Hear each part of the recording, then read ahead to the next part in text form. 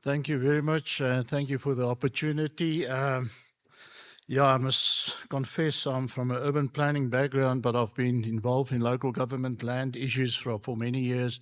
The fact that we've got a little business looking at data and data service, I think what Aaron has explained is the complexity of the argument. And what we would like to do is to talk about land simply in terms of what we know, what we do not know. I think it's more important to realize what we do not know, and why does this distinction matter?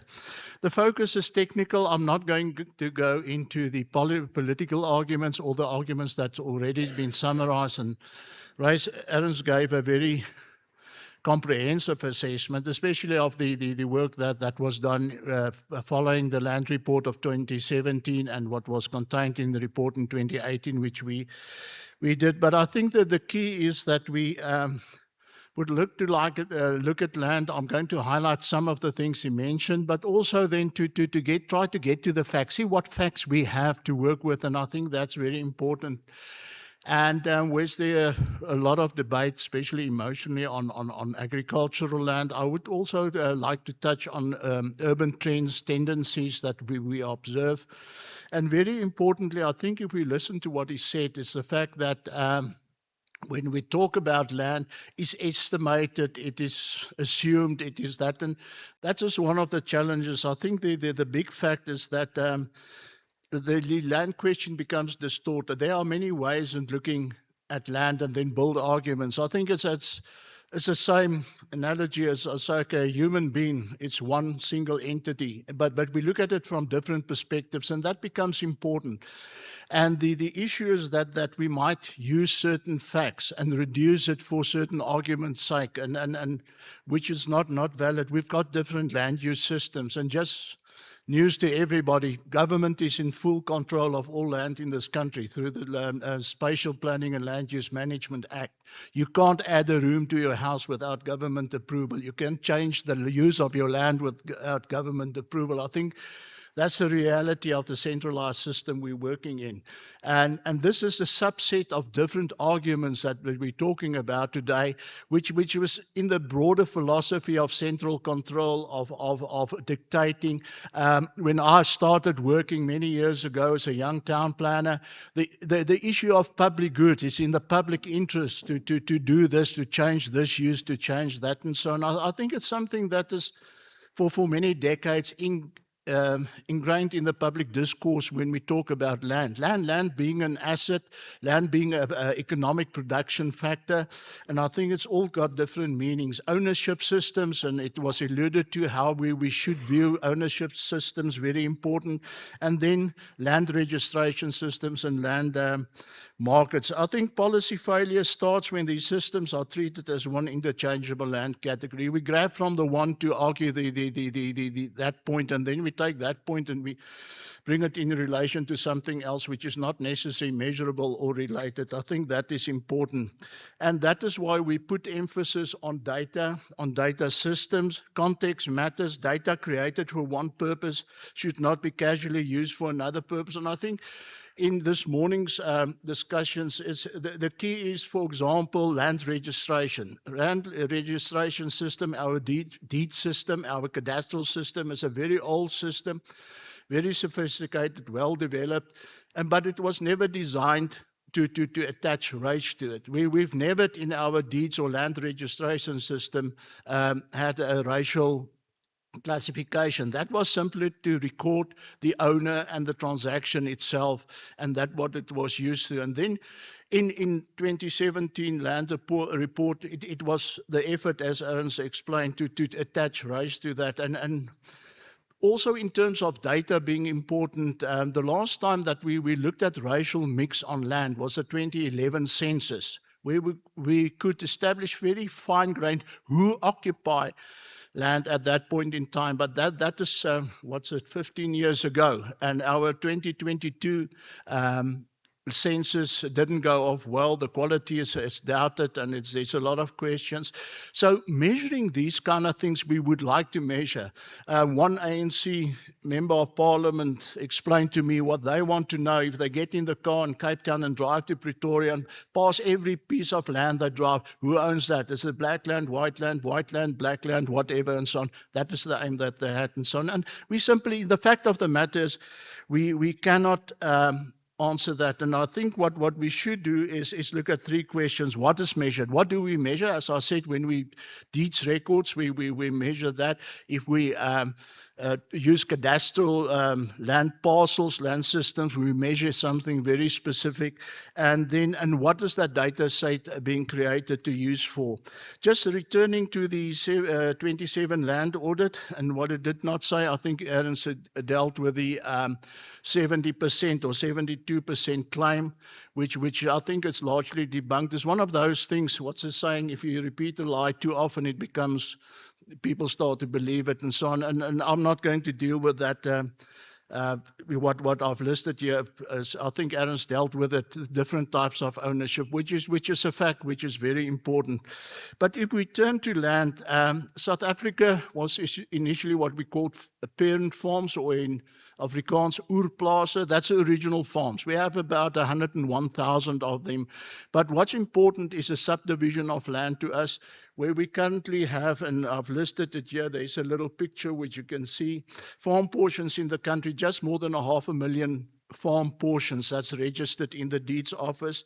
We've got 8.5 million stands. That's people living in urban areas. That's simply stands. And then we've got about 53,000 agricultural holdings. And these things continually transact. They bought and sold, and I'll come to those figures in the end. And I think if you look at the map there, you can see the size of, this is parent farms, the regional farms, out the Free State, and it was alluded to some smaller farms, the Northern Cape, bigger farms. It relates, and I'll come back to those issues Aaron's mentioned as well.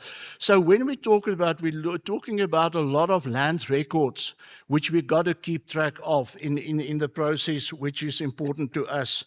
And I think the key thing is that the state is not a bystander in this. I think that we've established, and the registered state land alone does not tell the full public control footprint. I alluded to the fact that technically state is in full control of the use of land, at least, not ownership maybe per se, something we do consider. And then you get somebody, department like the Department of Agriculture, which also has very large say. If we want to change any use on land, agricultural land, they've got to give approval as well. So there's a deep-seated involvement of the state in land. The 2018 report we did, and I think Aaron's alluded to that. I just maybe want to show you the pictures to get the idea.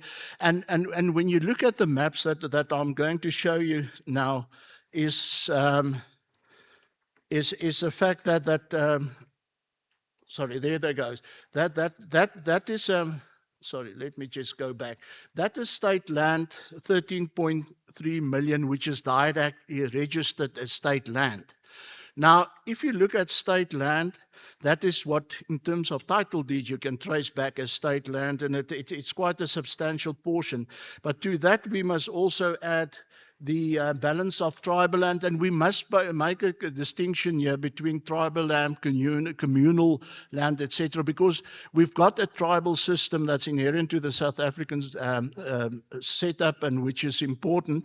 And I think, coming from my perspective as a local government practitioner, with the changes in the white paper on local government, it's something that was created, which we ignore, and practically creates a lot of tension on the ground, in terms especially local government, maybe not at the national level where traditional leaders are recognized. But that's another 8.5 million hectares. And then if we add to that the balance of ex-homeland areas, in the process of creating homelands, land was expropriated at that point in time and put in the hands of, in the ownership of the SA Development Trust, which is not tribal land, but it was land classified as or owned by the SA Development Trust, and passed 1994, that land was transferred to government or to the state to act as custodians to that land. So in effect, it is becoming part of state land as well. Then the next category we must add, and which we forget, where we don't have private ownership, is our protected areas, our game reserves, our Kruger parks, and although those shown in blue on that on that slide, and that brings state land to about 30 million hectares. It's 22%. Again, there's some varying figures on the total size of South Africa with 1 million or 2 difference in hectares. But that is, I think, confirmed what Aaron has said. But I think looking at land, what we should look at is in terms of 3 different categories. It's commercial farmland. Then there's urban land and the tribal stroke communal land we've got to consider in this process. Sorry, there. That is the arable land which has been alluded to by Aaron's in his presentation, and you can actually see what this is: agricultural potential classified from very high potential to marginal potential, the lightest green. And you can see we're not endowed with that very much many high potential agricultural land, and you can see that it's located in the eastern parts of the country, as said, and that north-south line where the green ends, interestingly enough, is about the 440 millimeter rainfall line. To the east of that, you can cultivate land. To the west of that, you basically in grazing capacity. Very importantly, and maybe just returning to this, one thing that we see from economic data is that our cultivated land has continuously been decreasing since 1990, measured in terms of the area cultivated. But the economic value of production is just gone up all the time, and that's due to agricultural practices, precision farming included. But I think very importantly is also the irrigation, and where there's water, people can farm, and you can actually see in parts of the Karoo, the Northern Cape along the Orange River, and that does come into play, and that is areas, and very often we talk about the Eastern Cape as this idyllic, very high potential agricultural area. But if you bring topography into play, there's actually very little practical areas you can access with agricultural precision. It's in deep valleys, down mountains, and so on. So we've got to consider these things, because I'm building to this slide which gives you the grazing capacity, and you can see, and the figure was mentioned as well, that in the Northern Cape you might have the equivalent of 100 hectares per animal unit. Now, animal unit is a standard measure. It's more or less a cow or a head of cattle that you use. In the eastern parts of the country, you need 4 hectares. So it's 25 times less the carrying capacity. That, and the point, and it was made by Aaron as well, that one cannot simply move to a common calculation of land when you start looking at development potential or whatever context you would like to use it in. The other thing is communal land, which we've got certain knowledge about. We know it's traditional leadership. We know there's communal ownership. People get access to land by tenure to get permission to occupy. There's a whole system which largely is governed by through the tribal system, through tribal leaders, and it's things that our No AfriForum has worked on. But we've got a perception of rural areas as these villages. That's in northern KwaZulu-Natal. We have these huts and little houses on communal land, but we've observed a very interesting tendency that over the past few years, which we were able to measure from building footprints. And I think for you that's familiar, say if you drive from Polokwane on the towards Sanin, towards the Mankweng University of the North, you see these kind of developments. It's multi-million rand houses being built on tribal land. Now, we've got this issue about people must have title, they must have deed, but somehow people are prepared to invest in these areas. Interesting thing that we see is that being there, you cannot get access to that land if it's not by the blessing or the acceptance of the tribal chief. And so very often it's limited to people that's affiliated to particular tribal systems. The interesting thing that we said when we're measuring building footprint, and that's where I'm now deviating a little bit from the land ownership issue, is that our conventional wisdom is that our cities are growing.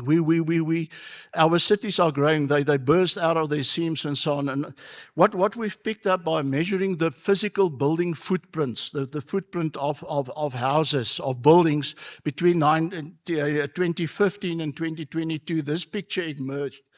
What we did, we in terms of the real growth, we ranked the municipalities in South Africa in terms of their growth. The highest growing areas are not the urban areas, with the exception of Tshwane, which is the highest growing municipal area in the country. The next one is Fetagoma Tobatsi, that's in Burgersfort Steelpoort. On the list of the top 20s is Masinga, that's Tugela Ferry. It's in Nkandla in KwaZulu-Natal.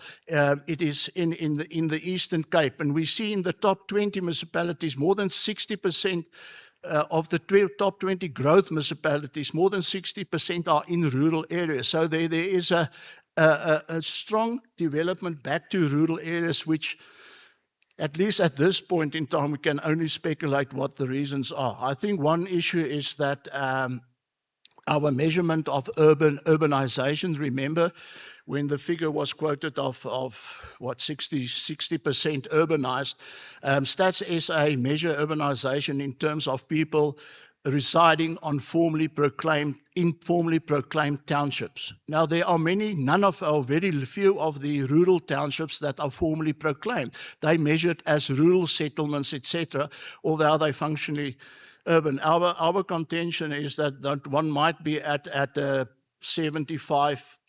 urbanization already for South Africa, and we start seeing counter flows as well. The other thing maybe is it's a part of the legacy of our issues we have, or general issues with migratory labor, where people move from rural areas to work in the city, is that phenomenon is still there. And as people empower themselves, they build houses back in where they come from, which in one extent might then be further extended as a social cultural agglomeration of people to go back to where they come from, which something we cannot prove, but it's something that we need to investigate. We know very little about the dynamics of urbanization in South Africa, how people move, how what drives them, and then the phenomenon of second houses, having a foothold in the city, and then back in the rural traditional areas. Another interesting growth factor is under the high growth top 20 in the country, it's only Cape Town in the Western Cape that physically grew to that extent. If you extend it to the top 40 in the country, no Cape municipality, even talking about the phenomenal growth in George, Drakenstein, those kind of things, they don't feature in terms of physical growth in this context. It's things that we don't understand. So one should be hesitant to take these figures and draw certain inferences, but I think it points us to a very important aspect that we've got to look at in future to understand the land dynamics. The next one I would like to talk to is urban land and settlement. That red, you can actually see how urban settlement is concentrated. And again, that's measured from physical land cover data from satellite imagery. But the interesting thing is that our urban land covers about 2% of the surface of South Africa, housing 70% of our population. So that distinction, and again, it comes back to the fact you cannot measure land simply in terms of adding hectares together and so on. I think it's a very important point, and we got to understand that, and we see what happened to urban land and how small it is, but actually covers a very large part of our development. Simply turning that into economic figures, when we look at the 213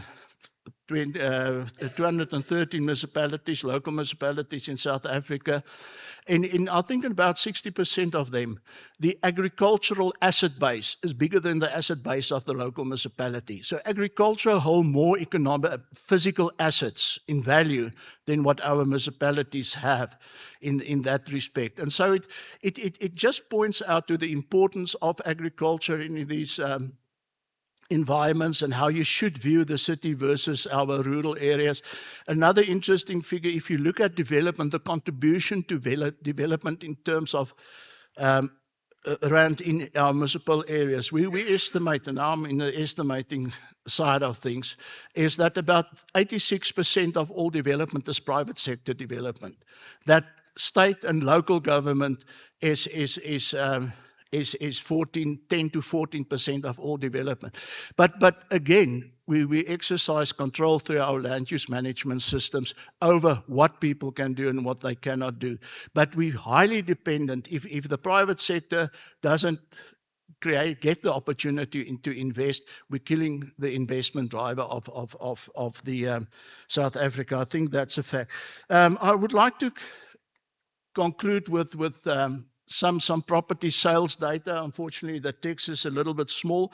The residential sector, in 2023, about 276,000 properties were transferred to the value of 241 billion rand. And that constitutes about 4 to 5% of the residential property portfolio that changed hands to some extent. And it implies that houses, the residential properties on average held for about 20 to 25 years. And it's a dynamic market,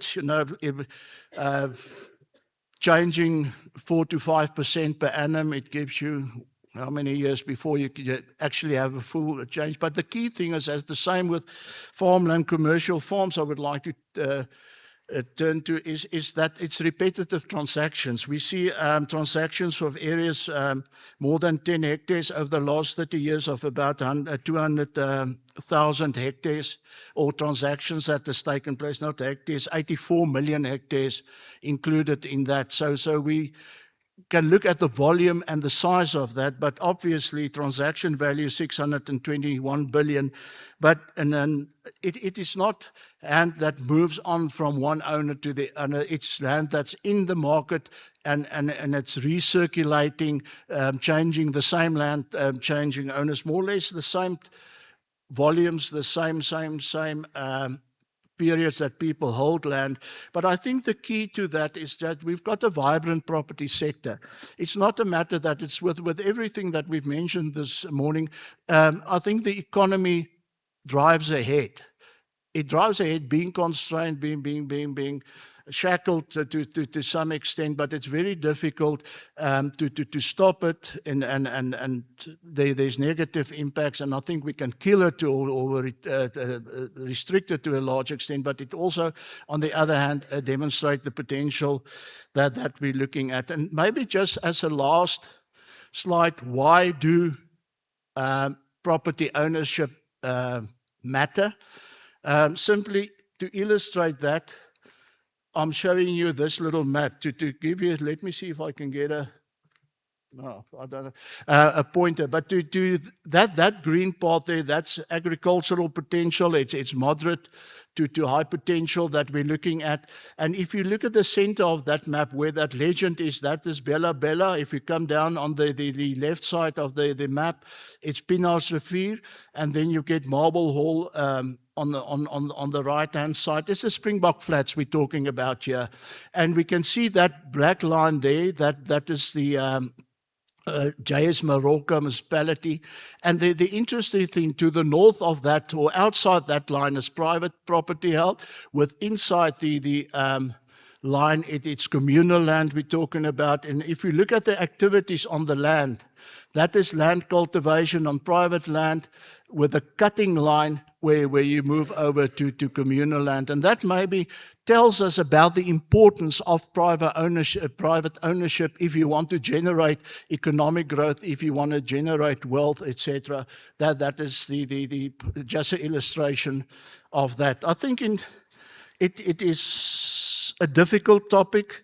It is difficult to explain these things, but I think the key thing is, and the call has been made by Alan in his presentation as well, is trying to establish the facts. And I can tell you, it's damn difficult to get to the facts behind this, because there are so many questions. There are more questions, more diverse questions than the facts we have at hand. But we've got to go back to data, to understanding the data. And one thing unfortunate in South Africa is the quality of our data has deteriorated. And that's from a data science point of view over the years as well. We see it in the quality of censuses, we see in the quality of data within municipalities and custodians of data. The Agricultural Research Council, what I've showed you is very old data, but fortunately, physically, the environment don't change that rapidly. Even things like deeds registrations, we now have issues in deeds offices,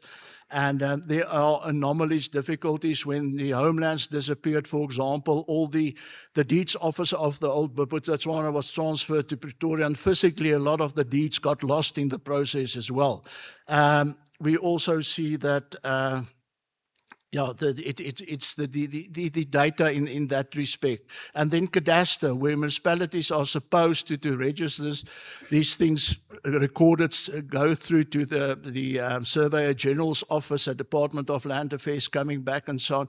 In that process, government-based data did deteriorate significantly.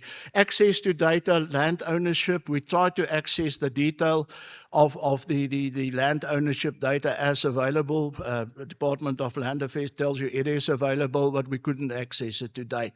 So we only had that 2017 study to work on. So, and I think if we want to forward the debate, I don't know to what extent that politicians listen to facts, but at least we've got to ensure that our base is solid, that we can build an argument, at least a rational argument, which is not always easy to do in these circumstances, but we've got to keep trying. Thank you very much.